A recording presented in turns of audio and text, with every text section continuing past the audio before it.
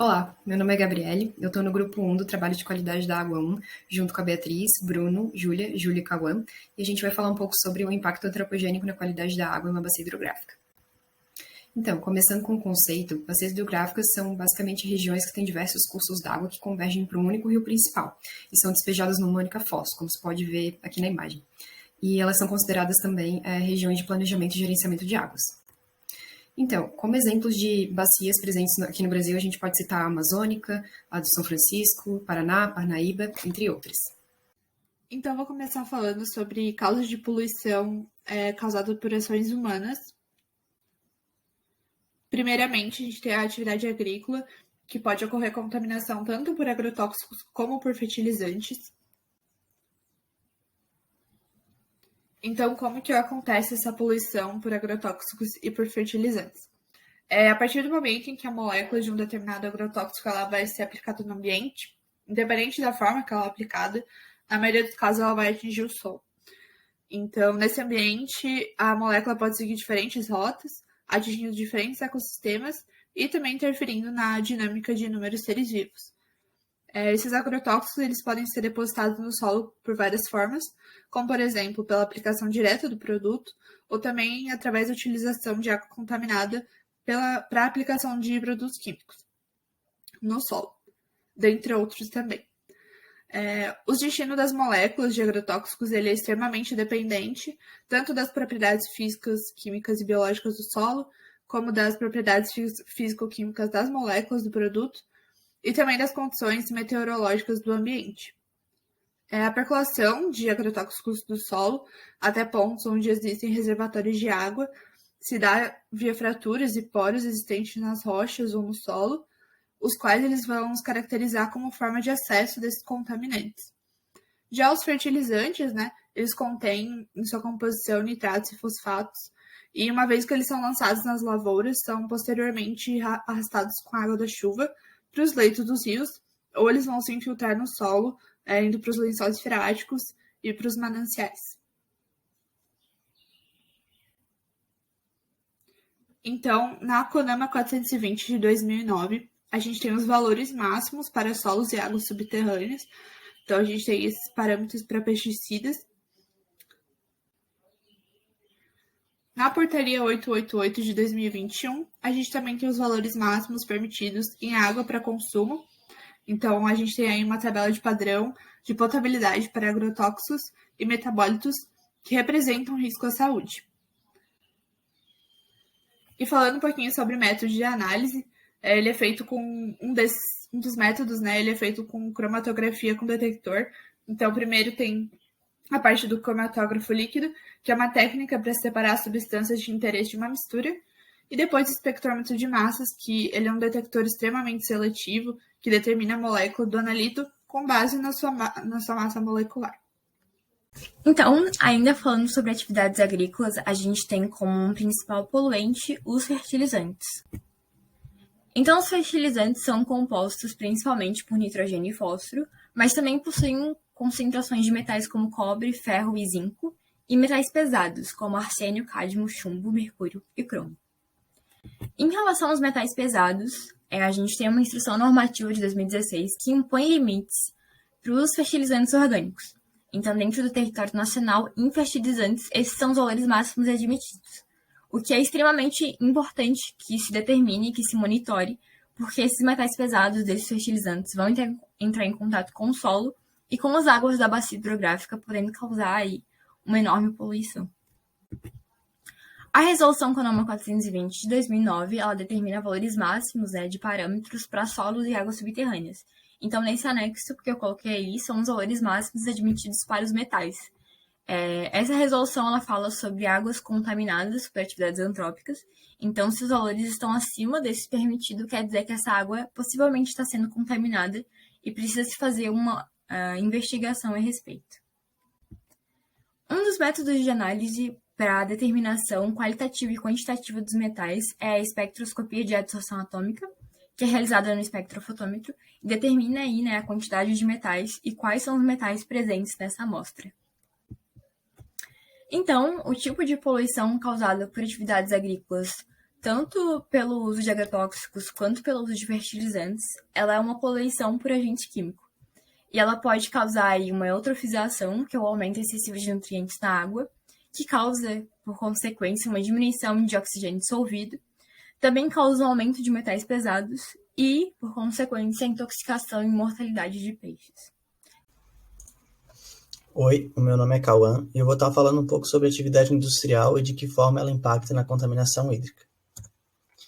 Existe a classificação dos efluentes, eles podem ser gasosos, líquidos e até mesmo sólidos.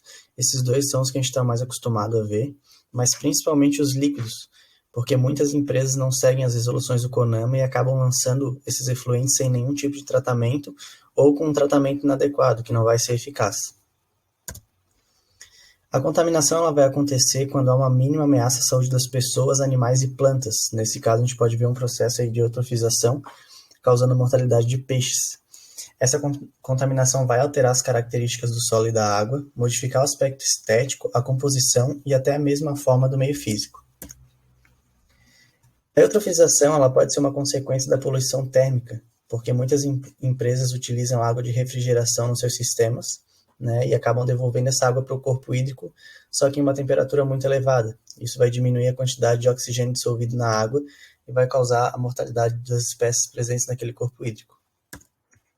Esse é um caso bastante comum aqui, que a gente escuta falar do Rio Tietê. A gente percebe que a poluição está bastante próxima da área urbana, das pessoas. Então, isso é um problema muito grande porque é uma questão de saúde pública, né? E o Estado vai ter que desembolsar muito dinheiro para reverter essa poluição e tratar as pessoas que foram afetadas por conta dessa poluição. Então, o Rio Tietê está localizado no estado de São Paulo. Ele é um dos maiores exemplos aí de perda de recurso hídrico para a poluição, principalmente porque ele recebe efluentes industriais de muitas cidades da região paulistana. Então, a SOS Mata Atlântica, em 2016, fez uma pesquisa e constatou que existia uma faixa de 137 quilômetros de rio morto pela baixa concentração do O2. Então, isso vai acabar comprometendo a saúde pública e o Estado vai ter que gastar bastante para reverter essa situação. O efluente, né, despejado aí nos corpos hídricos vai depender bastante do tipo de indústria. Nesse caso da imagem, a gente tem a indústria têxtil, né? Então, a gente pode perceber a coloração diferente do efluente. E é um processo bem difícil de fazer, né, para tirar essa coloração do efluente. Então, muitas empresas acabam negligenciando esse processo e lançando de qualquer forma aí no corpo hídrico. Então, hoje em dia, a resolução que estabelece aí as maneiras como que esse efluente deve ser colocados no corpo hídrico através da resolução do CONAMA 430 de 2011. Então, ali tem todas as maneiras como esse efluente deve ser lançado no corpo hídrico para não prejudicar o meio ambiente. Olá, meu nome é Júlio. Eu vou falar um pouquinho sobre as características e consequências desse tipo de poluição em uma bacia hidrográfica, focando na forma de despejo e na característica do efluente. Primeiramente, irei abordar sobre a forma de despejo desse efluente, que ele pode ser de maneira difusa ou pontual, variando conforme o seu lançamento. A difusa descreve uma poluição das águas originárias em localidades numerosas e esparsas, o qual se propaga de maneira generalizada ao ser transportada. É um tipo de poluição comumente encontrado em áreas agrícolas e em grandes centros urbanos. Já a pontual se caracteriza pela poluição em loco, sendo característica das poluições de atividades industriais, e possui uma identificação mais fácil de monitorar e manter um controle, ou até mesmo aferir se está fora dos parâmetros de qualidade da água do corpo receptor. Com relação à característica do material lançado, ele pode ser orgânico ou inorgânico, predominante efluente inorgânico no setor industrial, havendo um grande volume de materiais não biodegradáveis e tóxicos. Exemplos extremamente danosos são o chumbo, o cádmio, o mercúrio, o qual possui uma alta taxa de toxicidade, alterando drasticamente o ecossistema local, além também do efluente têxtil, que além de ser muito complexo de tratar, possui uma concentração muito alta de cor e corante, alterando drasticamente a qualidade da água da rede hidrográfica. Com relação às consequências, nós temos que a atividade industrial ela tem desencadeado problemas extremamente danosos à qualidade da água de uma bacia hidrográfica. O aumento da poluição industrial ela está ligado à escala dessa atividade, pela sua composição setorial e pelo tipo de tecnologia utilizada nos processos de produção. A grande maioria dos países subdesenvolvidos carece de informações complementares sobre o potencial poluidor industrial, dado ao alto custo do processo de monitoramento e controle contínuo desses. Além das poluições por descarte irregular de resíduos e efluentes, Um dos impactos causados na bacia hidrográfica onde está inserido é o grande volume de água utilizado, seja pela origem superficial ou por aquíferos, intensificando ainda mais o estresse hídrico. Por fim, a junção desses dados ditos anteriormente gera uma série de impactos em uma bacia hidrográfica e no ecossistema englobado, gerando perda de recursos, contaminação da água e perda da qualidade da água, com alterações em parâmetros importantíssimos, como cor, turbidez, pH, acidez, dureza, além também de DQO e DBO. Bom, partindo um pouco para a atividade doméstica, a gente tem dois fatores principais. Eu diria que o esgoto não tratado, né, que o fluente, ele acaba sendo muito prejudicial às águas, assim como também os aterros não regulamentados, irregulares, né, ou até mesmo lixões, eles, muito por causa do chorume. Esse chorume, quando ele entra em contato com a água, pode causar um grande malefício. Dentro do esgoto, eu destaquei aqui dois fatores importantes: tanto os medicamentos quanto os detergentes. Eles têm algumas características que acabam sendo um pouco mais prejudiciais ao meio ambiente. Sobre os tipos de poluição, a gente tem dois bem mais específicos, né? A poluição biológica, muito decorrente do esgoto, né? A gente sabe que o esgoto tem uma carga biológica violentíssima, então esse é um tipo de poluição bem comum. E a química, muito pelo medicamento, né? A gente sabe que o medicamento tem esse poder de ter uma poluição química bem elevada, o que causa um grande prejuízo para as estações de tratamento de efluente, um grande trabalho para resolver isso. Além, claro, do detergente, né? A gente sabe que o detergente tem uma composição de fósforo ali de 30% a 40%, que acaba sendo também bastante prejudicial. Nos parâmetros, para fazer uma relação com o que foi aprendido em sala de aula, o professor falou até mesmo de métodos para quantificar tanto os coliformes fecais totais quanto os ferros, né? Isso são ótimos parâmetros para se analisar a qualidade da água, ainda mais quando se trata de atividade doméstica. Aqui tem outra característica importante para ser analisada: a tensão superficial. Ela é muito decorrente para o detergente, né? O detergente tem essa capacidade de se infiltrar nas moléculas de água e acaba diminuindo essa tensão superficial. Há algumas consequências, nada do que já não foi dito anteriormente, né? A eutrofização é consequência óbvia, né? A diminuição do O2, a alteração da biodiversidade, e consequentemente isso vai encarecer todo um processo de tratamento do efluente. Além disso, a gente tem a problemática da saúde pública, é claro, porque muitas vezes esse efluente que vai ser jogado na bacia hidrográfica pode servir de abastecimento para outras famílias. Isso, infelizmente, é um grande prejuízo tanto na saúde quanto no país como um todo. E aqui é um dado mais de curiosidade, né? A cada $1 investido em saneamento pode até economizar $4,3 na saúde. Então, agora alguns exemplos de bacias afetadas por ações antropogênicas. A gente tem a bacia do Rio São Miguel, que fica em Minas Gerais. Ela foi afetada principalmente pelo lançamento de esgoto não tratado, que acarretou na contaminação microbiológica e, como consequência disso, foram constatados casos de esquistossomose na área. E as atividades agropecuárias também afetaram a bacia por meio do desmatamento da vegetação nativa, justamente para se obter campos para a realização dessas atividades, o que facilita a erosão do solo. E como sugestões para a solução, a gente tem a implementação de uma nova estação de tratamento de efluentes e de mecanismos de manutenção e recuperação da vegetação natural.